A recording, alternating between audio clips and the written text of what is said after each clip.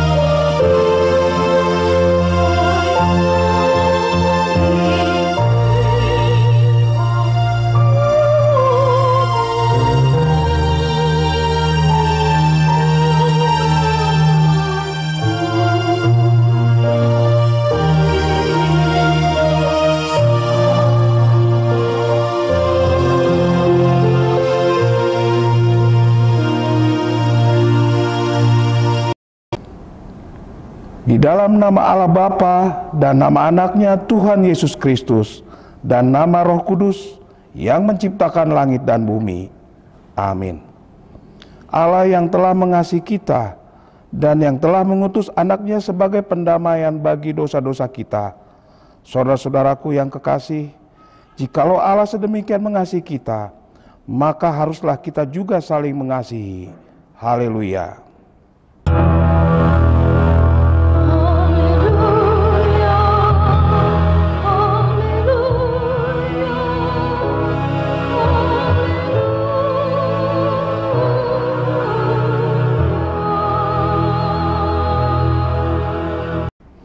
Marilah kita berdoa. Ya Tuhan Allah yang Maha Kuasa dan Maha Pengasih, kami merendahkan diri di hadapan-Mu dan memohon, penuhi dan terangilah hati kami dengan roh-Mu, supaya kami semakin membenci dosa kami dan mulai merindukan firman-Mu yang kudus. Biarlah firman-Mu yang kudus tumbuh dalam hati kami, sehingga kami menghasilkan buah-buah yang baik. Kami mohon semuanya itu karena Tuhan Yesus Kristus Tuhan kami. Amin. Kita bernyanyi dari buku ND nomor 587 ayat 2.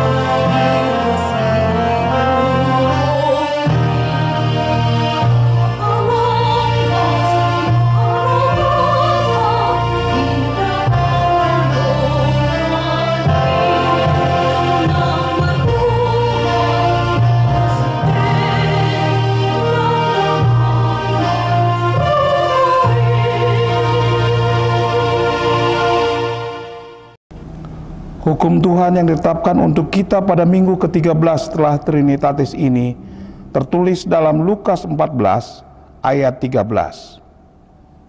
Tetapi apabila engkau mengadakan perjamuan, undanglah orang-orang miskin, orang-orang cacat, orang-orang lumpuh, dan orang-orang buta. Marilah kita bersama-sama memohon kekuatan dari Tuhan kita. Ya Tuhan Allah, kuatkanlah kami untuk melakukan yang sesuai dengan hukum-Mu. Amin. Kita bernyanyi dari buku ND nomor 165 ayat 1 dan 3.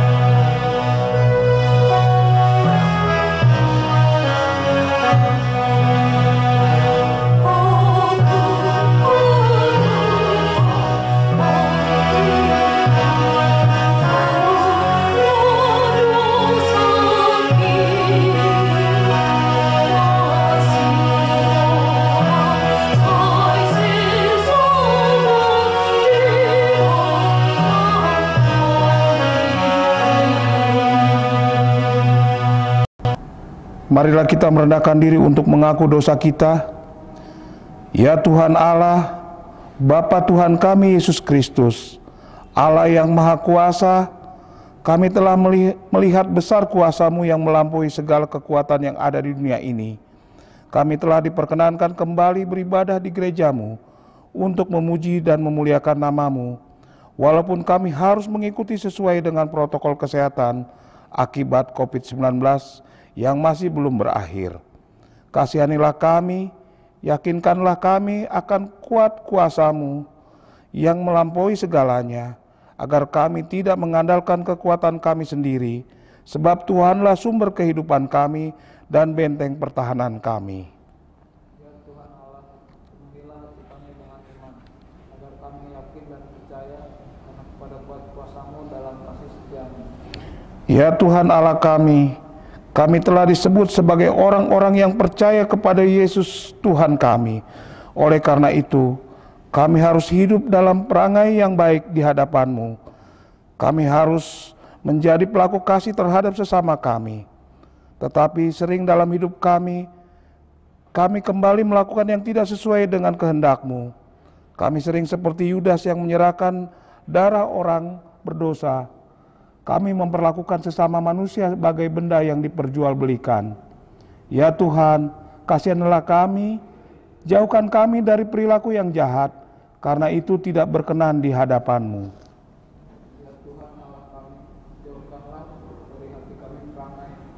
tidak baik, agar kami tidak diperjualbelikan bersama kami. Ya Tuhan, ya Allah Tuhan kami selalu memohon kepadamu agar berilah berkat-Mu bagi gerejamu. Waktunya sudah semakin dekat.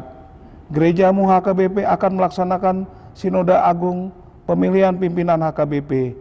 Kami melihat betapa banyak hambatan-hambatan yang sedang terjadi.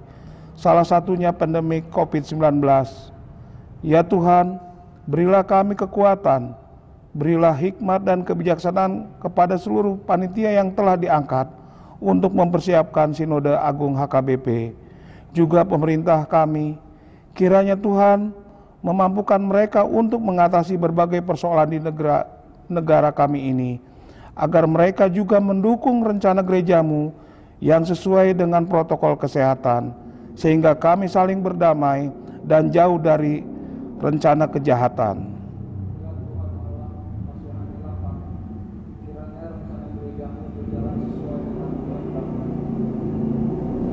Ya Tuhan Allah, Bapa Tuhan kami Yesus Kristus, Engkaulah Allah yang Maha Kuasa, Pencipta segala sesuatu. Engkau adalah adil menghakimi semua orang. Kami datang ke hadapan-Mu, mengaku segala dosa kami yang kami lakukan karena melanggar hukum-Mu, baik melalui perkataan kami yang tidak benar, maupun karena nafsu keinginan duniawi yang selalu mempengaruhi kami. Kami patut mendapat murka Tuhan akibat dosa kami itu. Tetapi Engkau adalah Tuhan pengasih dan penyayang. Kasihanlah kami, ampunilah segala dosa-dosa dan kesalahan kami di dalam anak-Mu Tuhan Yesus Kristus. Karuniakanlah kami Roh Kudus, agar kami setia mengikuti Engkau di dalam kebenaran dan kekudusan, dan memperoleh hidup yang kekal, yang Tuhan janjikan bagi setiap orang percaya kepada anak-Mu Yesus Kristus dan Juru Selamat kami. Amin.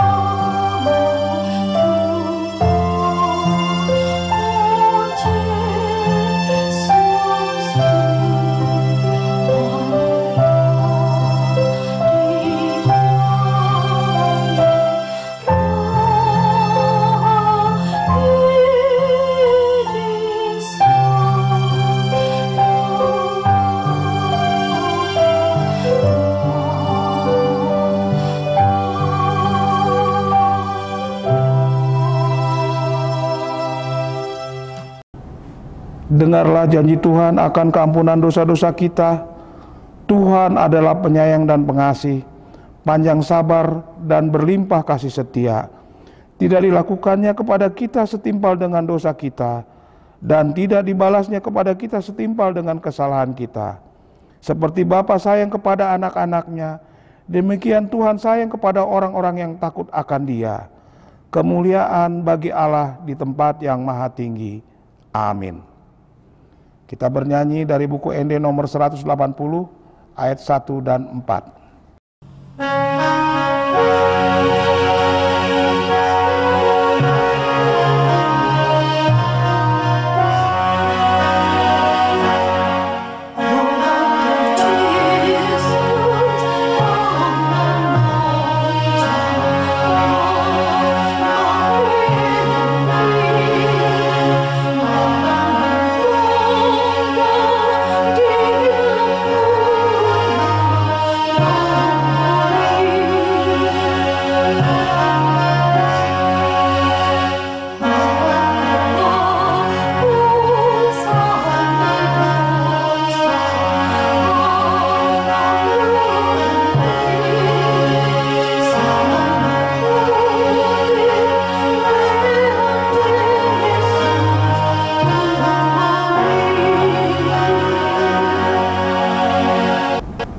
Firman Tuhan yang menjadi epistel minggu ke-13 setelah Trinitatis hari ini tertulis dalam kitab Kejadian 37 ayat 23 sampai dengan 30.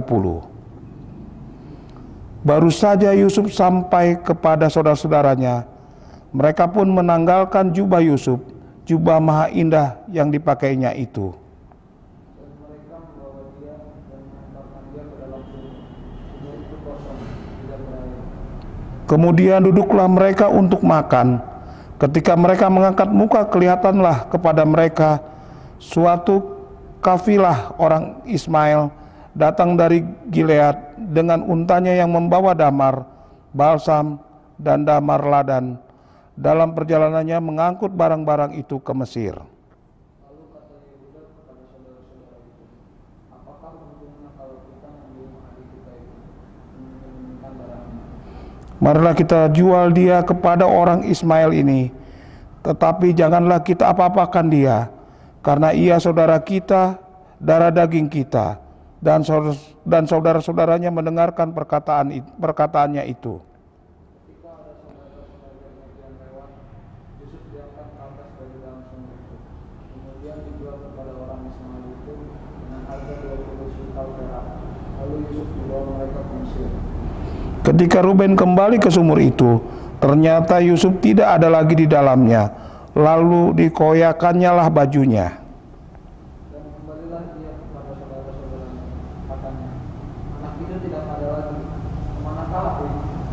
Demikian firman Tuhan. Berbahagialah orang yang mendengarkan firman Tuhan, serta memeliharanya dalam hatinya. Amin.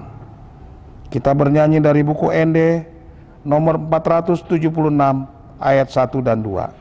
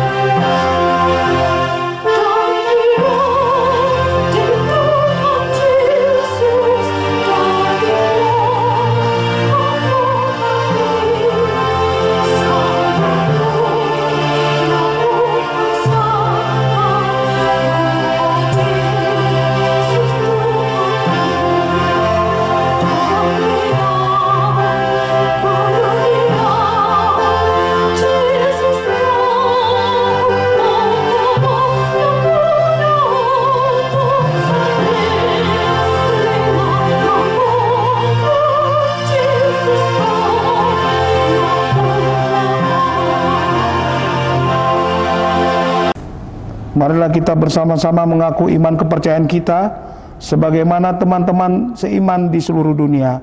Kita bersama-sama mengucapkannya. Aku percaya kepada Allah, Bapa yang Maha Kuasa, Khalik langit dan bumi. Aku percaya kepada Yesus Kristus, Anak yang tunggal Tuhan kita, yang dikandung daripada Roh Kudus, lahir dari anak darah Maria, yang menderita sengsara di bawah pemerintahan Pontius Pilatus, disalibkan, mati dan dikuburkan, yang turun ke dalam kerajaan maut. Pada hari yang ketiga, bangkit pula di antara orang mati, naik ke surga, duduk di sebelah kanan Allah, Bapa yang Maha Kuasa. Dari sana akan datang kelak untuk menghakimi orang yang hidup dan yang mati. Aku percaya kepada Roh Kudus dan adanya satu gereja yang kudus, persekutuan orang kudus, pengampunan dosa, kebangkitan daging, dan hidup yang kekal. Amin. Kita bernyanyi dari buku Ende nomor 743 ayat 1 dan seterusnya.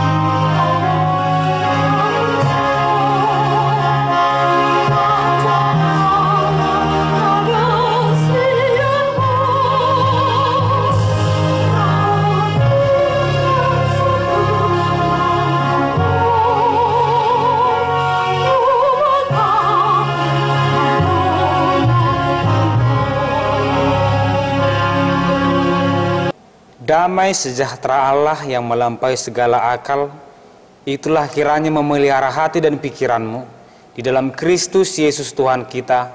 Amin. Firman Tuhan dalam ibadah minggu tertulis di Matius pasal 27 ayat pertama sampai ayat yang ke-10. Yesus diserahkan kepada Pilatus, kematian Yudas. Ketika hari mulai siang, semua imam kepala dan tua-tua bangsa Yahudi berkumpul dan mengambil keputusan untuk membunuh Yesus. Mereka membelenggu dia lalu membawanya dan menyerahkannya kepada Pilatus, wali negeri itu. Pada waktu Yudas yang menyerahkan dia melihat bahwa Yesus telah dijatuhi hukuman mati, menyesallah ia.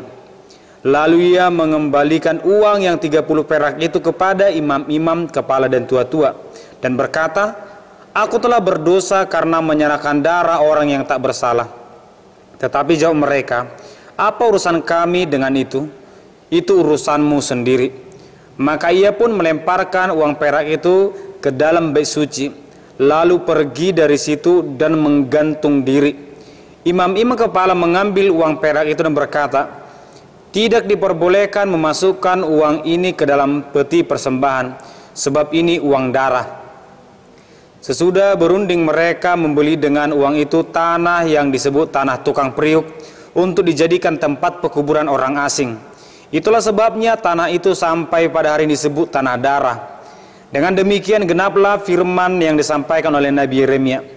Mereka menerima 30 uang perak, yaitu harga yang ditetapkan untuk seorang menurut penilaian yang berlaku di antara orang Israel. Dan mereka memberikan uang itu untuk tanah tukang periuk, seperti yang dipesankan Tuhan kepadaku. Demikian firman Tuhan. Selamat hari Minggu untuk kita semua jemaat yang dikasihi Tuhan. Topik minggu kita adalah manusia tidak untuk diperjualbelikan.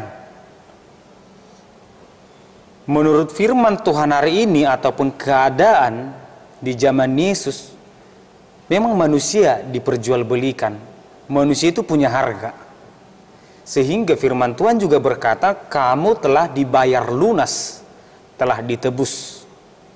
Sehingga kita sekarang yang sudah dibayar oleh Yesus menjadi milik kepunyaan Yesus. Melalui firman Tuhan ini kita perlu menyadari siapa diri kita sekarang. Siapakah aku ini? Dan siapakah Tuhan? Dan siapakah orang lain menurut kita? Kita mengimani bahwa manusia diciptakan Tuhan itu sama, sederajat. Tidak ada yang lebih tinggi atau lebih rendah. Namun kenyataan yang terjadi dalam teks ini adalah terjadi perbedaan pemahaman, ada manusia yang lebih tinggi atau lebih rendah, atau bahkan menjadikan manusia sebagai sumber pencaharian hidupnya, menjual orang demi keuntungan pribadi, memperbudak orang demi memperkaya diri.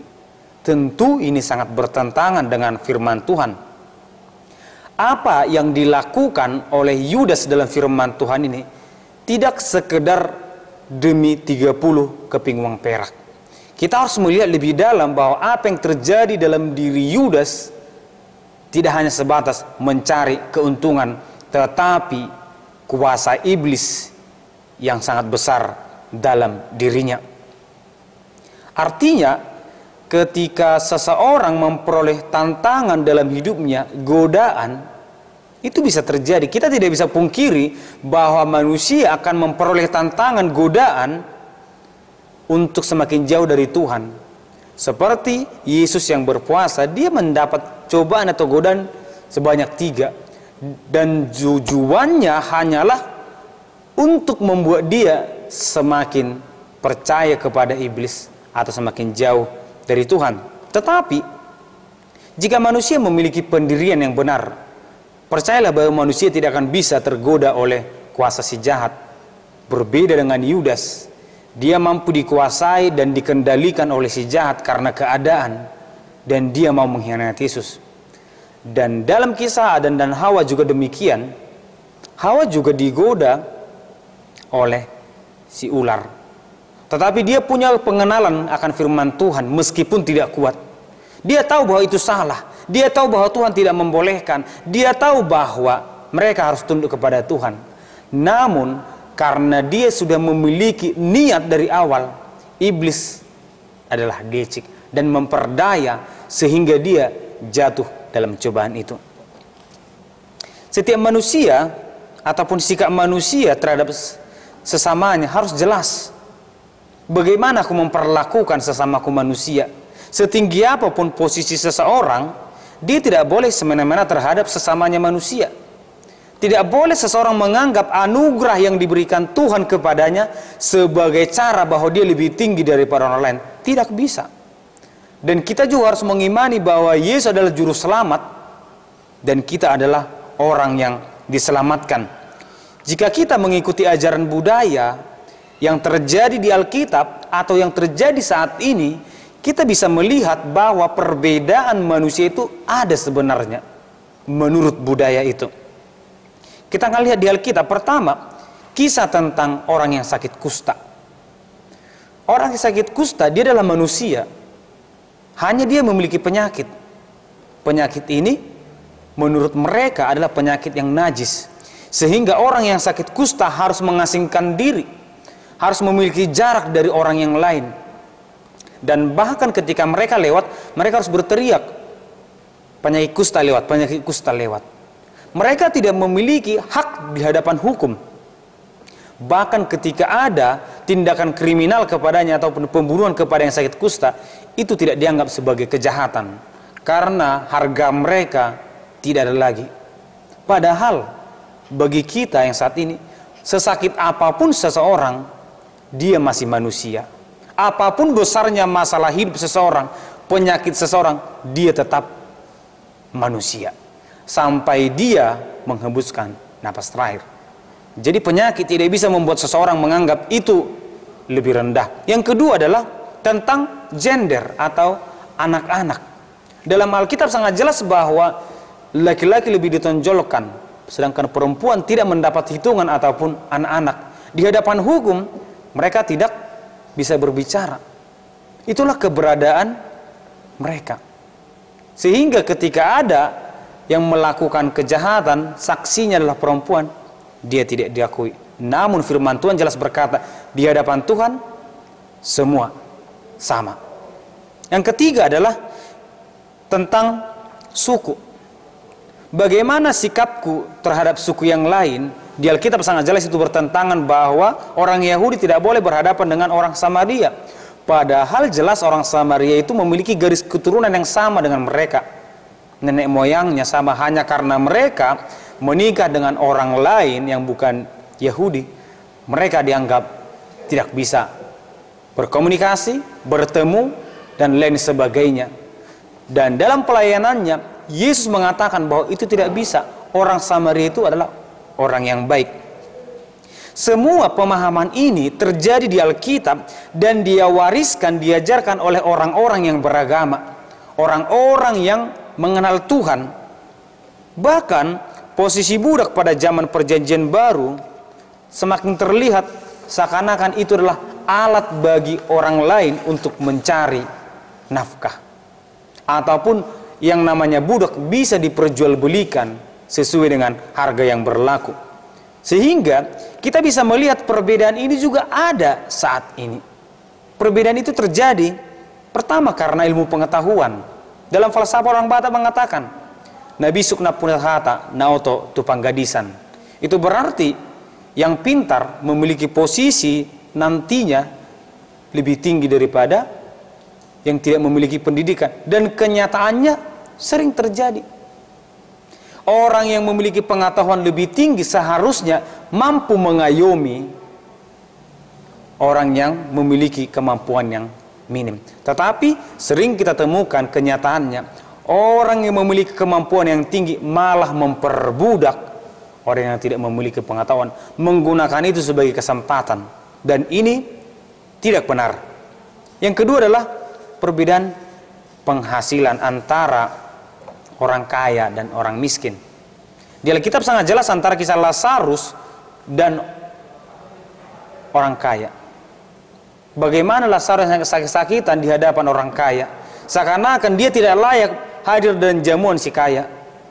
Bahkan untuk memberi makan pun tidak. Seakan-akan kekayaannya itu membuat dia lebih tinggi daripada orang miskin. Ataupun orang tua sering mengatakan jangan menikah dengan itu, dia terlalu kaya, atau jangan menikah dengan itu, dia strata sosialnya berbeda, nanti harga dirimu di bawah. Karena memang kenyataannya bisa membuat seseorang yang memiliki harta yang banyak, tidak hanya hartanya yang banyak, tapi harga dirinya yang banyak. Demikianlah ketika memberikan persembahan, Yesus menegur mengatakan, lihatlah, persembahan si miskin ini lebih banyak daripada si kaya itu. Karena yang dipersembahkan bukan hatinya, tetapi uangnya. Yang ketiga adalah kedudukan. Posisi semakin tinggi, seharusnya niat pelayanan semakin tinggi. Tetapi sering manusia menggunakan posisinya sebagai cara untuk menindas, cara untuk memperdaya orang-orang lemah. Firman Tuhan hari ini sangat jelas menolak adanya perbedaan dalam diri manusia. Semua manusia itu sama. Apa yang dilakukan oleh Yudas Iskariot, apa yang dilakukan oleh saudara-saudara Yusuf terhadapnya, ini harus kita lihat bahwa karena pengenalan mereka kepada Tuhan sangat minim. Bahkan bisa dikatakan sangat kering. Bahkan dalam kisah yang lain bisa kita lihat tidak hanya menjual. Yudas berani mengkhianati, menjual Yesus. Saudara-saudara Yusuf berani menjual dia. Bahkan di kisah yang lain ada manusia yang rela mengorbankan anaknya sebagai korban bakaran demi keinginan, demi kepuasan, demi keuntungan dan lain sebagainya. Yudas tidak membenci Yesus. Tidak, dia tidak membenci. Hanya dia tidak tahu siapa dirinya. Hanya dia tidak tahu siapa Yesus dan untuk apa Yesus datang. Dan dia tidak memperoleh sedikit buah dari pengenalannya kepada Yesus. Dia tidak mengetahui mengapa dia dipilih oleh Yesus sebagai muridnya. Sehingga keadaan keuangan yang menipis membuat dia tergoda oleh tawaran para soldado. Memberikan 30 keping perak. Meskipun pada akhirnya dia menyesal, tetap kuasa iblis sudah besar dalam dirinya. Demikian juga saudara-saudara Yusuf. Ini tidak hanya tentang uang. Dalam firman Tuhan itu mereka tidak dikatakan beruntung karena menjual adiknya, tetapi karena rasa kesal mereka, cemburu mereka terhadap saudaranya. Rasa cemburu yang semakin besar, si jahat datang menyempurnakan rasa benci itu, sehingga menjual adiknya, atau bahkan menipu orang tuanya dengan mengatakan adiknya sudah meninggal. Kita bayangkan begitu teganya mereka, orang tuanya hidup tanpa tahu di mana anaknya. Namun tidak hanya Yudas yang memiliki kemungkinan melakukan ini. Tidak hanya saudara-saudara Yusuf yang melakukan sesuatu yang bertindak semena-mena terhadap orang lain. Semua orang bisa. Tergantung apakah imannya mampu berdiri dalam keadaan apapun. Apakah dia bisa digoda oleh si jahat. Pertama, pelaku korupsi. Ini bukan tentang dia butuh uang atau tidak. Pelaku korupsi itu sudah berkecukupan. Tetapi yang mempengaruhi adalah sikap rakusnya itu didorong oleh si jahat.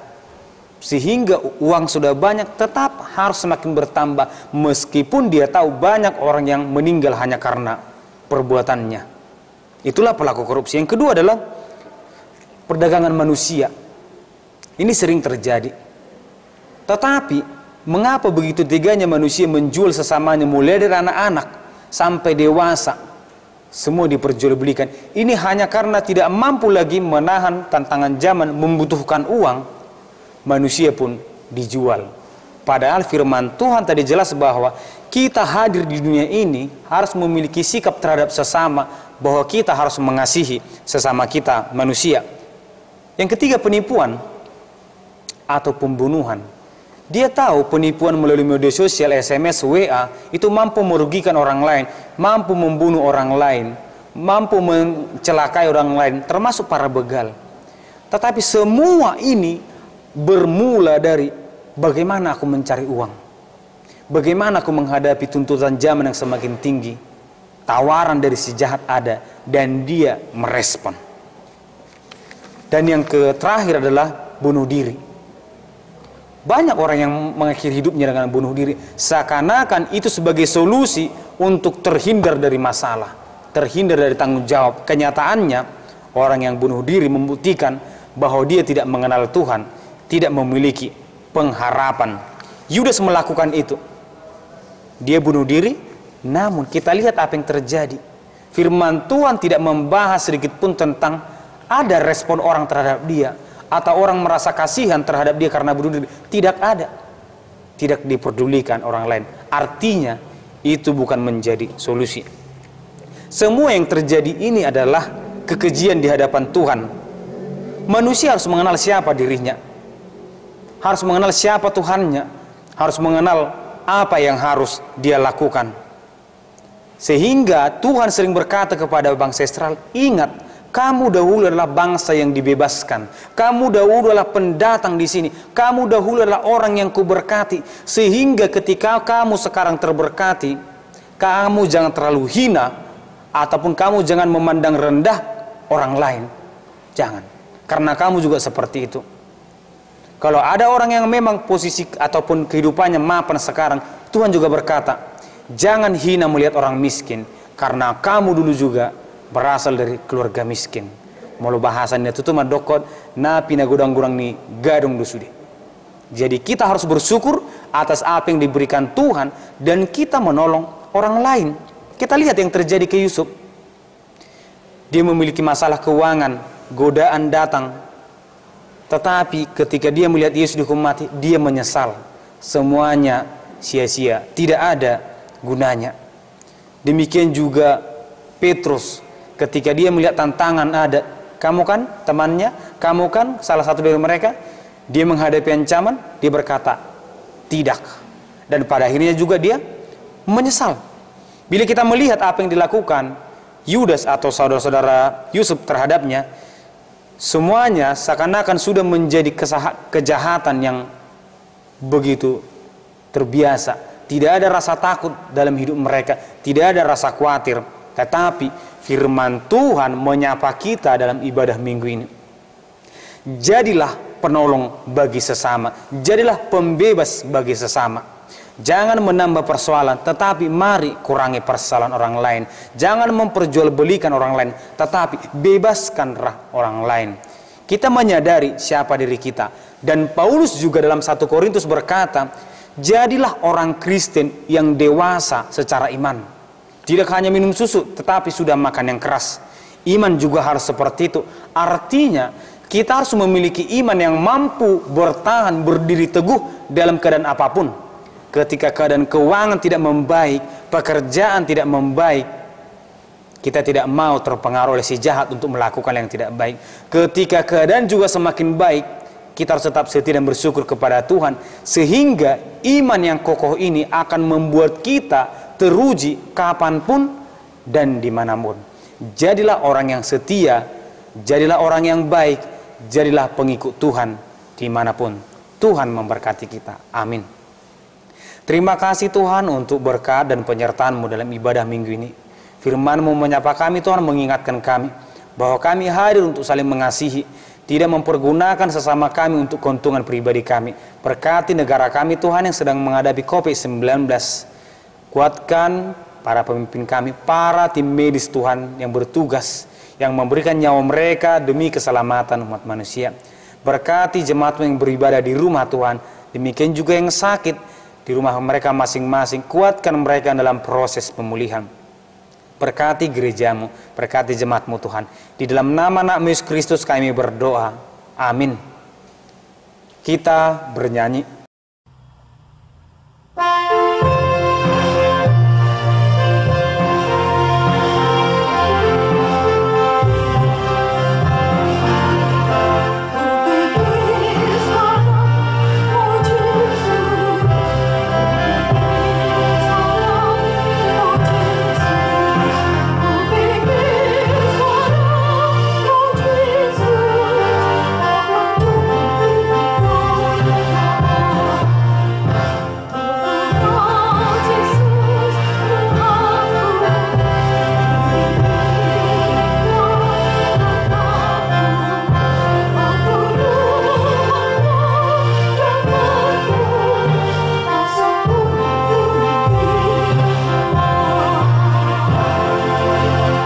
Syukur bagi Allah Tuhan kita yang telah memberikan firman-Nya untuk kita pada hari ini. Kiranya kita tidak akan pernah bersikap memperjualbelikan sesama kita umat manusia. Firman Tuhan berkata, aku telah berdosa karena menyerahkan darah orang yang tak bersalah. Marilah menjauhkan perilaku demikian, sebab Tuhan tidak menginginkannya dalam hidup kita. Syukur bagimu ya Allah, Tuhan kami, yang telah menyapa kami melalui firman-Mu yang kudus. Ketika negara dan gereja kita kini masih sedang menghadapi berbagai tantangan dan kesulitan, Tuhan mengharapkan supaya kita turut serta untuk memerdekakan saudara-saudara kita dari praktek-praktek penindasan. Jadilah pelaku kasih dan yang tidak akan pernah memperjualbelikan sesamanya manusia. Ingatlah bahwa kita masing-masing adalah orang-orang yang telah ditebus oleh darah Kristus Yesus. Dengan demikian, marilah kita memerdekakan sesama kita dalam situasi adaptasi kebiasaan baru di tengah-tengah negara kita.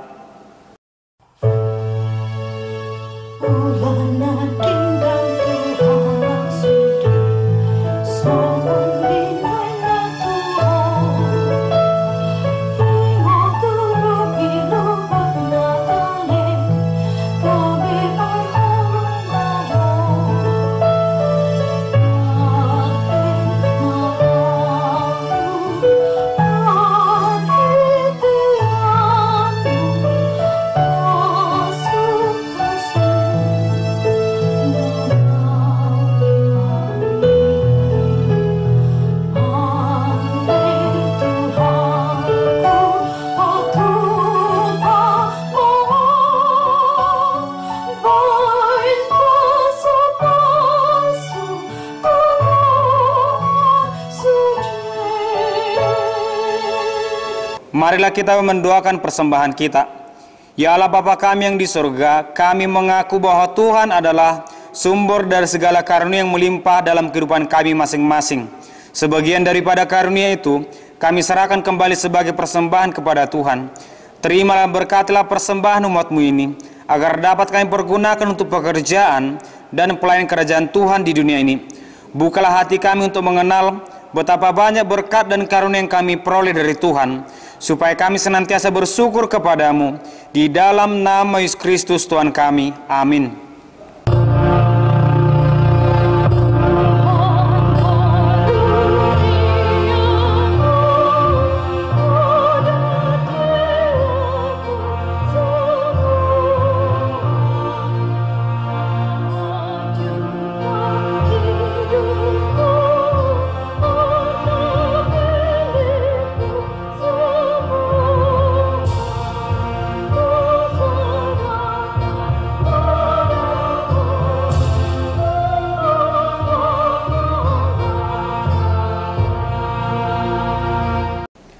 Bapa kami yang di surga, dikuduskanlah namamu, datanglah kerajaanmu, jadilah kehendak-Mu di bumi seperti di surga. Berikanlah kami pada hari ini makanan kami yang secukupnya, dan ampunilah kami akan kesalahan kami, seperti kami juga telah mengampuni orang bersalah kepada kami. Dan janganlah membawa kami ke dalam pencobaan, tetapi lepaskanlah kami daripada yang jahat.